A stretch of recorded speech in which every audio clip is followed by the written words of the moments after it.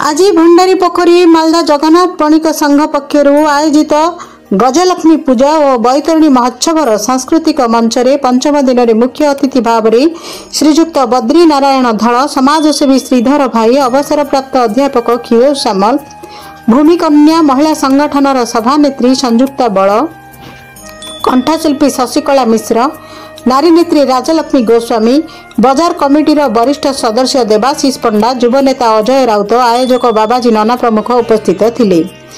उत्कल सांबादिक संघर सभापति श्रीजुक्त रविनारायण खिलार सभा परिचालना करिथिबा बेले सांबादिक दुर्योधन लेंका अतिथि परिचय प्रदान करथिले। सभाटीर विशेष आकर्षण ओडिया सिनेमा और सोशल नायिका धाराश्रावणी महापात्र निजर चमकत्य अभिनय माध्यम उपस्थित थिबा हजार हजार दर्शक मानकर मनोरंजन करथिले। इति अवसर रे लोकमाने अति सुंदर आलोक तोरण सहित मन भरी मीना बजार बुली विभिन्न प्रकार घर करଣା जिनिस किणी और नाना प्रकार दोली और मनोरम खाद्य सामग्री खाइबार मजा नेउछंती।